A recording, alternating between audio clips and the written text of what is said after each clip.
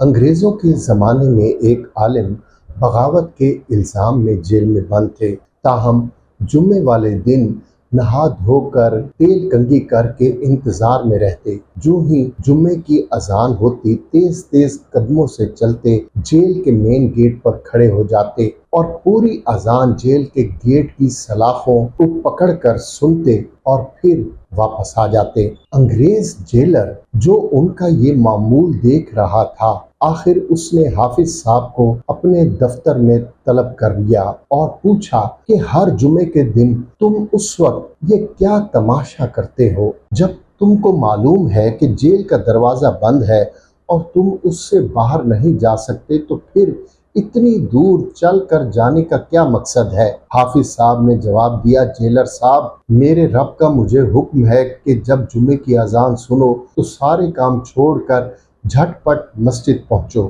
میں جہاں تک یہ حکم پورا کر سکتا ہوں کر دیتا ہوں، اس امید کے ساتھ کہ آگے میری مجبوری کو دیکھ کر میرا رب میری حاضری خود لگا دے گا، کیونکہ وہ فرماتا ہے کہ وہ کسی کی استطاعت سے زیادہ اس پر بوجھ نہیں ڈالتا۔ مجھے امید ہے میرا رب مجھے جمعے کا اجر ضرور عطا فرمائے گا، اگرچہ میں جیل میں ظہر پڑھتا ہوں۔ جو چیز آپ کو تماشا لگتی ہے وہ میرے لیے دین اور ایمان کا مسئلہ ہے۔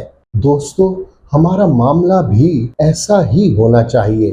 جہاں تک اسلام میں وسعت موجود ہے اور ہم کر سکتے ہیں، وہاں تک دین کے دائرے میں رہتے ہوئے کوشش ضرور کریں، اور جو بس میں نہیں اس کے لیے اللہ سے امید رکھیں اور دعا کرتے رہیں۔